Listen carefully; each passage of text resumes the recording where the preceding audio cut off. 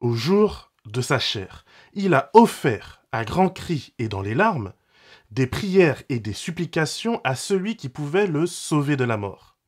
Et il a été exaucé en raison de sa piété.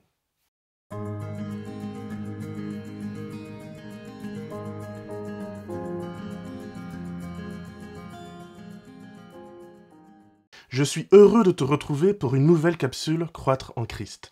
J'espère que tu vas bien et que malgré les aléas de ta vie, ta foi te permet de te rendre compte que le Seigneur reste présent chaque jour dans ta vie. Nous sommes en train d'étudier ensemble le message des 3 anges. Nous sommes en train de voir non seulement le cœur de ce message, mais surtout comment cet évangile éternel est présenté dans le texte biblique depuis la fondation de la terre jusqu'au retour de notre Seigneur Jésus-Christ. C'est vraiment pour moi quelque chose de merveilleux de contempler. Voir comment Dieu avait prévu, comme une sorte de puzzle, des pièces qui s'emboîtent les unes après les autres et qui surtout permettent de combattre les effets négatifs du mal. Mais ce combat n'est pas de tout repos. La dernière capsule, nous avions vu ensemble comment Jésus a eu à souffrir des choses abominables. Nous avons vu comment il a été mis sur une croix, comment la méchanceté de ce monde a pris ce qu'il y avait de plus beau sur la terre, le cadeau le plus merveilleux que Dieu ait pu nous faire, et l'a avili, l'a insulté, l'a humilié au-delà de toute compréhension. Nous passons tellement plus de temps à envier le Seigneur de gloire, et en quelque part avec raison. Nous passons tellement de temps à envier Jésus dans sa glorification, dans sa résurrection, dans tout ce qui fait de lui qu'il a vaincu la mort et qu'il est aujourd'hui effectivement le vainqueur du mal, le vainqueur des forces sataniques et le vainqueur qui peut apporter dans ta vie comme dans la mienne la consolation de la présence de Dieu. Et ça, c'est effectivement quelque chose de merveilleux. C'est effectivement quelque chose qui dépasse l'entendement. C'est quelque chose qui, effectivement, nous invite à le contempler avec tant de remerciements, tant d'amour, tant de passion pour celui qui a tout donné pour nous. Mais nous avons tendance à mettre un peu de côté son invitation à nous aussi nous charger de notre croix, à nous aussi contempler sa grandeur, y compris dans cette humilité qu'il a fait passer par le mont Golgotha. Parce que là également, il y a un Jésus qui, dans son obéissance, manifeste encore plus que dans sa victoire le caractère véritable de Dieu pour toi comme pour moi. Nous avions donc vu la dernière fois comment Jésus a été écarté sur ce bois, comment on lui a planté des clous au niveau de ses poignets, au niveau de ses pieds, et comment cette position extrêmement inconfortable l'empêchait de respirer, ou alors pour pouvoir prendre ne serait-ce qu'une seule bouffée d'air, il devait tirer sur les clous, il devait pousser sur ses pieds pour pouvoir essayer de prendre ne serait-ce qu'une seule petite bouffée d'air. C'est la raison pour laquelle ce que Jésus dit à ce moment précis est pour moi d'une importance capitale. Et oui, Jésus, dans ce moment le plus terrible, va manifester ce qu'il a réellement au fond du cœur. C'est la raison pour laquelle, aujourd'hui encore, lorsqu'une armée veut former ses soldats, elle va faire passer ses hommes et ses femmes par des épreuves, par des choses qui vont les tester, qui vont les pousser à bout, afin qu'on puisse voir, afin qu'ils puissent voir eux-mêmes ce qui se trouve au fond de leur cœur. Quelle est la conviction qu'ils ont à passer les tests, à passer les examens, afin d'intégrer ces corps d'armée qui sont souvent des corps d'armée d'élite. Jésus, lui, a un autre type de test.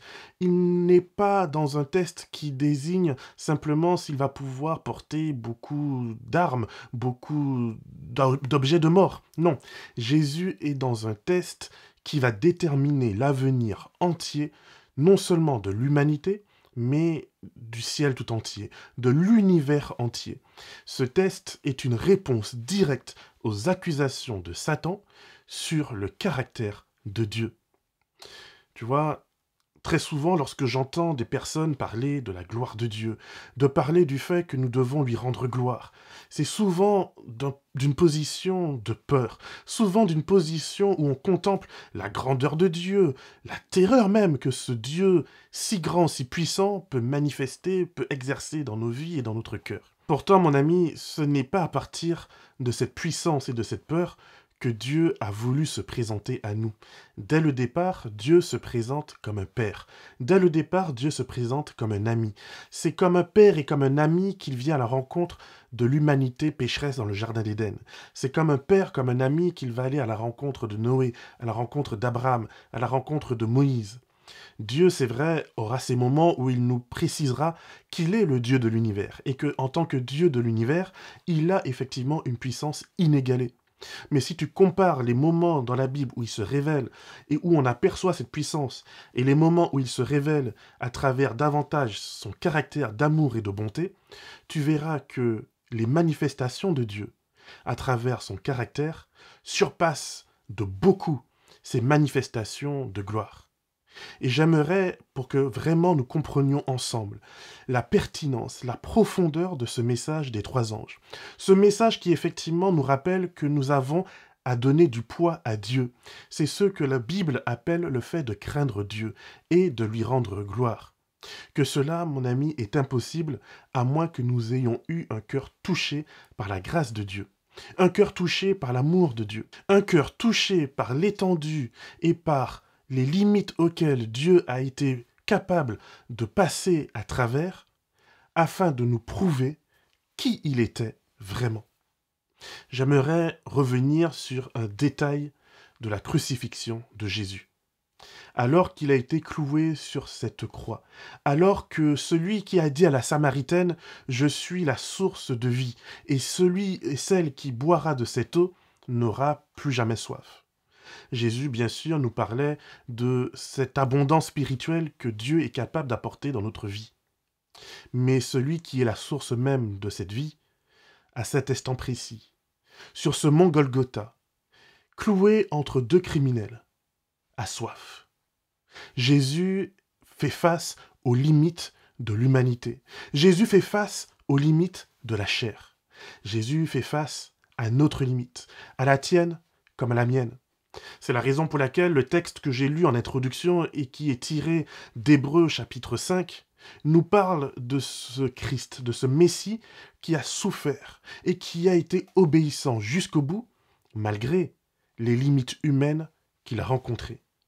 Et c'est la raison pour laquelle je t'invite à vraiment étudier ce passage, la fin du chapitre 4 et le début du chapitre 5, qui nous parle de ce grand prêtre, de ce sacrificateur, de cette personne qui a été chargée par Dieu de nous réconcilier avec lui, de ce pont établi entre l'humanité et Dieu, qui est le seul médiateur parfait et efficace.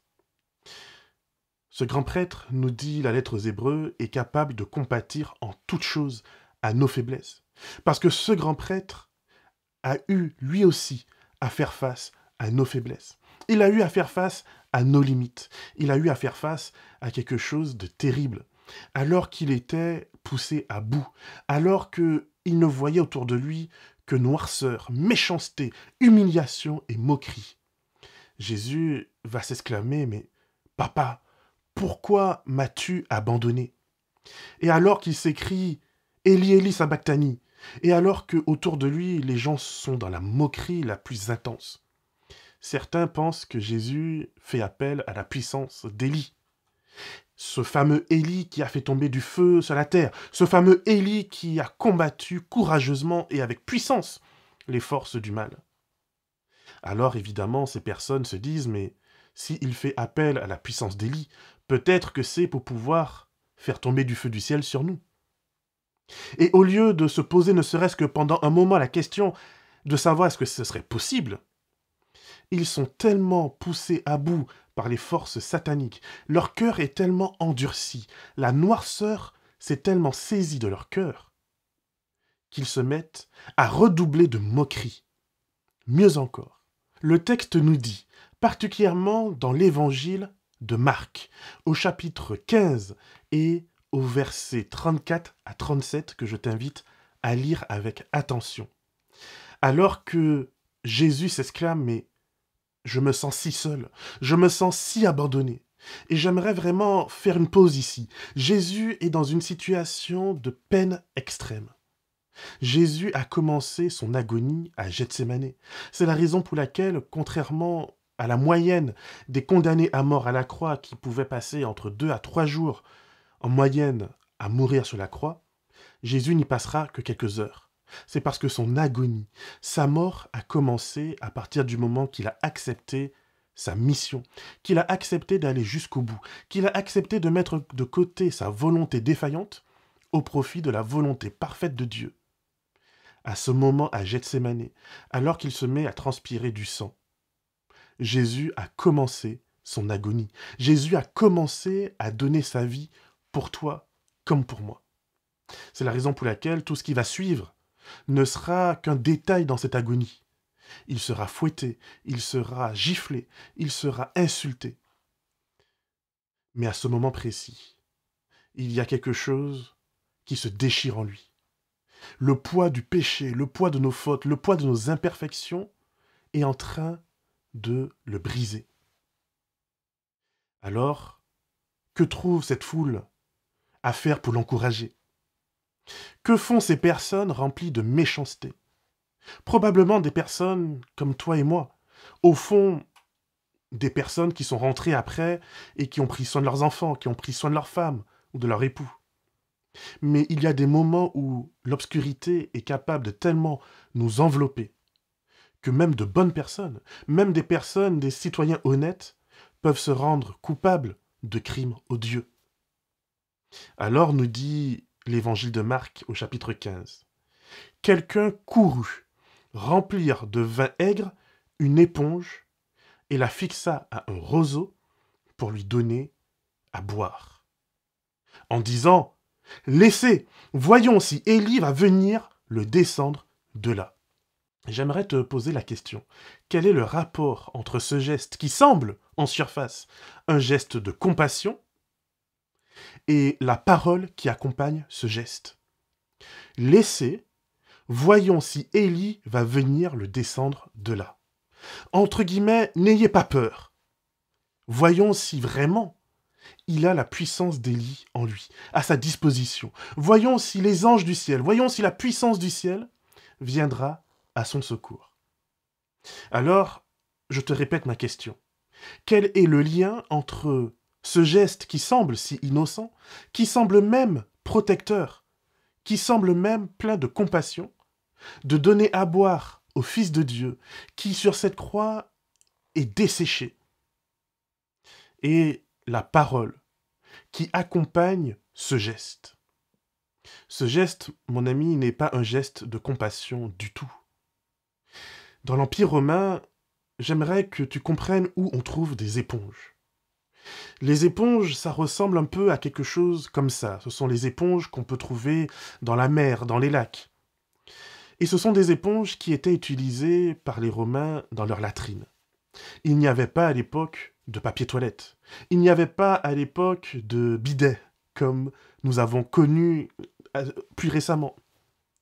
Alors, une fois qu'on avait fait ses besoins, on prenait une éponge, on la trempait dans du vin aigre, dans du vinaigre, on l'attachait à un bout de roseau, et avec ce bout de bois, on s'essuyait le derrière avec. Après s'être essuyé le derrière, on secouait l'éponge et on la rinçait à nouveau dans le vinaigre qu'on utilisait comme antiseptique. Les soldats romains ont pour mission de garder le lieu où on crucifie les bandits, pour s'assurer que la famille, s'assurer que les disciples, souvent de ces bandits comme Barabbas, qui étaient à la tête de milicias, à la tête de petits groupes armés, ne viennent pas soit abréger les souffrances du condamné, soit le décrocher de la croix. Et donc, rappelle-toi, je t'ai dit qu'une crucifixion, ça pouvait durer 2, 3, 4 jours. Certains des plus braves pouvaient aller même jusqu'à 5 jours de souffrance et d'agonie. C'est la raison pour laquelle ils avaient évidemment un coin latrine où ils pouvaient aller faire leurs besoins. Cette éponge ne vient donc pas d'un seau qu'on a placé à côté par compassion pour les crucifier, pour les condamner à mort. Relis avec moi. Quelqu'un courut remplir de vin aigre une éponge. Ça veut dire que ce n'était pas au pied des croix, mais il est probablement allé aux latrines chercher cette éponge, la remplir de vin aigre et la donner à boire au Fils de Dieu. C'est vraiment quelque chose de terrible. Jusqu'au bout, l'humiliation aura été totale. Jusqu'au bout, l'humiliation aura été parfaite. Et durant ce moment, on est en train de provoquer le Fils de Dieu en lui disant « Mais tu n'as pas de pouvoir, tu n'as pas de puissance. Pourquoi restes-tu sur ce bois de la honte? Tu en as sauvé d'autres. Pourquoi ne peux-tu pas te sauver toi-même » Vous voyez, quelquefois, être dans une situation difficile, être dans une situation d'échec, n'est pas la preuve que Dieu t'a abandonné. Être dans une situation de souffrance n'est pas la preuve que Dieu ne t'entend pas. Mais nous avons quelque chose à découvrir. Nous avons à découvrir l'espoir au sein même de la souffrance. Nous avons à découvrir la gloire de Dieu par l'obéissance au sein même de certaines humiliations. On a donné au Fils de Dieu, on a donné au Sauveur de l'humanité, au moment où il était sur le point d'expirer, une éponge remplie de merde à boire. Voilà la compassion dont ce monde a été capable envers le Fils de Dieu. Et à ce moment précis, alors que l'humiliation est poussée à son comble, et alors que, soyons francs, nous aurions pété un câble, mais bien plus tôt que cela. Nous aurions, si nous avions la puissance de le faire, fait tomber du feu du ciel, mais bien plus tôt que tout cela. Jésus a été jusqu'au bout. Il est resté fidèle. Il est resté obéissant. C'est vraiment quelque chose qui m'invite à une réflexion profonde et qui, chaque fois que j'essaie d'étudier cette mort de Christ, ce sacrifice, ce don de lui, je me dis, mais à quel point on est loin des projections que nous avons aujourd'hui. C'est un tel scandale, c'est une telle folie, qu'effectivement, je peux comprendre comment, humainement parlant, nous nous efforçons de rendre cela plus palpable. Nous nous efforçons de dire que non, il est impossible que Dieu ait permis cela. Il est impossible que ce soit la volonté de Dieu. Il est impossible que Jésus ait réellement vécu cela. Et on va même, dans certaines traditions, ou religions, ou conceptions, jusqu'à dire que finalement, ce n'était même plus Jésus. Parce que ce qui se passe à ce moment précis est incompréhensible, à commencer par nous humains. Nous voyons une méchanceté telle face à cette bonté pure du Fils de Dieu, qui représente la bonté pure de Dieu pour toi. Et si Jésus, à ce moment précis, au moment où on lui met une éponge sortie des latrines dans la bouche, pour lui donner à boire, et rester fidèle à l'amour qu'il portait aux humains, et qu'il demande à son Père de les pardonner parce qu'ils ne savent pas ce qu'ils font. Ma louange, mon ami, la gloire que je rends à Dieu ne provient pas de la peur. La gloire que je rends à Dieu ne provient pas de ce poids écrasant du péché parce qu'il l'a déjà porté pour moi. La gloire que je rends à Dieu, la louange que je rends à Dieu, le respect que j'ai pour le Christ est un respect qui sort de mes tripes, un respect qui sort de mon cœur, de me dire, mais si il a porté tout cela, il n'a pas seulement porté nos péchés dans le sens d'une culpabilité, il a porté nos péchés dans le sens de la méchanceté extrême que le monde a concentré à ce moment précis sur lui. Et s'il n'a pas craqué à ce moment précis, ça veut dire que face à tes détresses, face à tes faiblesses, face à tes trahisons, face à tout ce qui est en nous de sombre, de mauvais, et qui ressurgit ici et là, Jésus ne craquera pas. Jésus restera fidèle à sa promesse de m'aimer, de t'aimer et de nous sauver. Craindre Dieu et lui rendre gloire est donc un message merveilleux. Craindre Dieu et lui rendre gloire, c'est la compréhension du salut qu'il m'apporte. Ce salut n'est pas une condamnation, ce salut est une libération. Parce que oui, il est effectivement le seul capable de créer un pont parfait entre la sainteté de Dieu, entre l'amour de Dieu, le respect de Dieu, la justice de Dieu, et oui, la toute-puissance de Dieu, et d'un autre côté, à notre faiblesse, de l'autre côté, à notre état de vulnérabilité, de l'autre côté, à ce qui est en nous et qui nous dépasse, et qui fait Paul s'exclamer, mais ce que je ne veux pas faire, c'est ce que je fais. Jésus nous dit, le texte biblique, a eu à faire preuve d'obéissance jusqu'au bout. Dans l'humilité et dans l'humiliation la plus extrême, Jésus est resté fidèle. C'est la raison pour laquelle il sait exactement ce par quoi tu passes.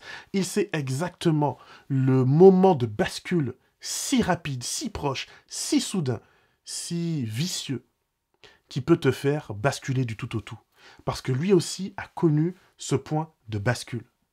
La différence, c'est qu'il a compris, il a accepté, il a trouvé le moyen de faire passer la volonté de Dieu avant la sienne. Et voilà ce qui pour nous encore aujourd'hui, en 2023, est une invitation de Dieu pour toi comme pour moi. Le but de la vie chrétienne, ce n'est pas de remporter une quelconque bataille, une quelconque victoire. Le but de la vie chrétienne est d'accepter que ma volonté ne me permettra jamais de faire la volonté de Dieu. Et que la seule solution qui existe pour moi, mon ami, la seule solution que Dieu met à ma disposition, c'est de mettre de côté ma volonté et d'accueillir pleinement celle de Dieu dans ma vie. Non pas en essayant par mes propres efforts de plaire à Dieu, vraiment, mais de limiter ma tendance à vouloir prendre le dessus pour pouvoir penser faire la volonté de Dieu et finalement passer complètement à côté. Ces personnes étaient persuadées d'ôter d'Israël le mal. Elles étaient persuadées de lutter contre l'idolâtrie et de lutter contre Satan, alors même qu'elles étaient en train de faire la volonté du diable. Je t'invite vraiment à méditer là-dessus. Combien de personnes religieuses encore aujourd'hui, combien de personnes se disant spirituelles encore aujourd'hui, font la volonté du diable plutôt que de faire la volonté de Dieu. Ces personnes étaient axées uniquement sur la richesse, sur la puissance, sur les bénédictions de Dieu. Et elles n'ont pas agi avec fidélité, elles n'ont pas agi en comprenant le cœur de Dieu. Elles ont agi par intérêt pur. Ne pas vouloir passer à côté de la vie éternelle, ne pas vouloir passer à côté des bénédictions de Dieu. Aujourd'hui encore, j'entends énormément ce raisonnement. J'agis et je veux respecter Dieu parce que il y a cette peur de passer à côté de cette sainteté. Mais ce n'est pas une peur parce que, à travers cette sainteté, je peux me mettre au service des autres. C'est une peur parce qu'à travers cette sainteté, je veux obtenir des bénédictions. Je veux obtenir une vie éternelle. Mais rappelle-toi, Jésus nous l'a dit, celui qui veut sauver sa vie la perdra, et celui qui accepte de perdre sa vie la sauvera. C'est la raison pour laquelle, mon ami, vivre une vie chrétienne, c'est quelque chose de très concret, c'est quelque chose de très pragmatique. Donner gloire à Dieu, c'est respecter ce sacrifice, c'est respecter ce caractère qu'il a démontré à la croix, en étant nous aussi volontaires à marcher dans un sentier, dans un chemin, dans une voie, qui ne sera pas toujours de tout repos, mais qui manifestera que nous avons compris qui est le Christ. Apocalypse chapitre 5 nous parle du lion de Juda, ce lion qui rugit. Et pourtant, lorsque Jean va voir ce lion, ce sera l'agneau immolé. Ce sera celui qui, justement, à la croix, a accepté d'abandonner, de se vider lui-même, de tout donner pour toi comme pour moi. C'est la raison pour laquelle Paul nous invite, dans Colossiens 3, les versets 5 à 17. Voici ce qu'il nous invite à faire. Faites donc mourir ce qui n'est que terrestre. L'inconduite sexuelle, l'impureté, les passions, les mauvais désirs et l'avidité, qui est idolâtrie. L'idolâtrie n'est donc pas simplement le fait de se prosterner devant une statue, mais c'est le fait de mettre en lumière, de mettre en importance des choses qui sont contraires à l'Esprit de Dieu. C'est pour cela, dit-il, que la colère de Dieu vient sur les rebelles.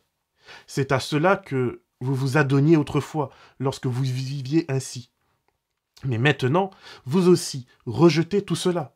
Colère, animosité, malfaisance, calomnie, paroles choquantes sortant de votre bouche. Ne vous mentez pas les uns aux autres. Vous vous êtes dépouillés de l'homme ancien avec ses agissements.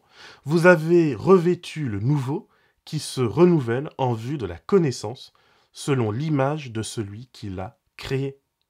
Il n'y a là ni grec ni juif, ni circoncis ni incirconcis, ni barbare ni scythe, ni esclave, ni homme libre, mais le Christ, qui est tout en tous. Ainsi donc, vous qui êtes choisis par Dieu, saints et bien-aimés. J'aime beaucoup cette parole. Nous qui sommes saints et bien-aimés de Dieu. Revêtez-vous d'une tendresse magnanime, de bonté, d'humilité, de douceur, de patience. Supportez-vous les uns les autres et faites-vous grâce. Si quelqu'un a à se plaindre d'un autre, comme le Seigneur vous a fait grâce, vous aussi faites de même. Nous sommes ici simplement parce que Dieu nous a fait grâce, non pas parce que nous avons obtenu une quelconque victoire. Faire mourir ce qui est terrestre, c'est accepter simplement la grâce de Dieu. Mais par-dessus tout, revêtez-vous de l'amour qui est le lien parfait, que la paix du Christ, à laquelle vous avez été appelés en un seul corps, règne dans votre cœur. Soyez reconnaissants. Que la parole du Christ habite en vous avec toute sa richesse. Instruisez-vous et avertissez-vous en toute sagesse, par des cantiques, par des hymnes, des chants spirituels, dans la grâce. Chantez à Dieu de tout votre cœur. Quoi que vous fassiez en parole ou en œuvre, faites tout au nom du Seigneur Jésus, en rendant grâce par lui à Dieu, le Père. Vivre en harmonie avec Jésus, c'est accepter de comprendre qui il est, son caractère le plus profond, son amour profond pour l'humanité. C'est accepter de vivre et d'être recouvert de cette grâce. C'est accepter que cette grâce fasse mourir en nous l'orgueil, l'arrogance, et toutes ces choses qui font que même au sein de nos églises, nous nous mordons les uns les autres, nous nous jugeons, nous nous condamnons, plutôt que de nous aimer, même dans l'adversité. Mon ami, je souhaite que nous puissions aujourd'hui comprendre l'étendue de cette passion du Christ pour nous. Que nous puissions comprendre que Jésus a été envoyé dans ce monde et dans notre cœur, non pas en tant que juge, non pas en tant que méchant gendarme et policier, mais en tant que secours. En tant que secours présent dans ta vie, dans ma vie, jour après jour, péché après péché, rébellion après rébellion. Parce que ce n'est pas la grandeur de ton péché qui compte, mais c'est la grandeur de l'amour de Dieu pour toi qui compte. Et si nous acceptons cet amour par repentance, alors nous verrons que quoi qu'il arrive dans notre vie, nous pouvons continuer à croire que celui qui jusqu'au bout a accepté l'humiliation, accepté les coups, les crachats, accepté l'injustice, accepté même cette éponge sortie tout droit des latrines, sans agir avec colère et méchanceté, a encore de la patience pour toi comme pour moi aujourd'hui. Je t'invite vraiment à te tourner vers cette grâce. Et personnellement, lorsque je considère ce que Jésus a vécu pour moi, je ne peux pas considérer cette grâce comme étant bon marché. Je ne peux pas considérer cette grâce comme étant quelque chose qui me permet de continuer à vivre dans l'insouciance et de continuer à faire n'importe quoi. Lorsque je considère la profondeur de cet amour, je ne peux que l'accepter dans ma vie recouvrant mes imperfections, mais aussi et surtout me poussant à aller de l'avant, me poussant à faire confiance, me poussant à me débarrasser de tout ce qui a été la cause des souffrances du Christ. Mon ami, c'est ce que je souhaite pour ta vie également. C'est ce que je souhaite pour ton cheminement chrétien de tous les jours. Que tu puisses toi aussi faire l'expérience de cet amour et de cette grâce dans ta vie qui secourt ton cœur, qui te donne de la paix, qui te donne de la sérénité et de la stabilité. À ce moment-là, quoi qu'il arrive, et quel que soit ce que le diable essaiera de mettre comme souffrance, comme douleur, comme difficulté dans ta vie, tu verras que rien ne pourra alors troubler ta sérénité, parce que tu sais que le lion de Juda continue à te protéger, continue à te secourir, et qu'il a un projet de paix et d'amour et d'abondance pour ta vie. Que le Seigneur te garde et te bénisse, et qu'il fasse de toi une source de bénédiction pour l'éternité.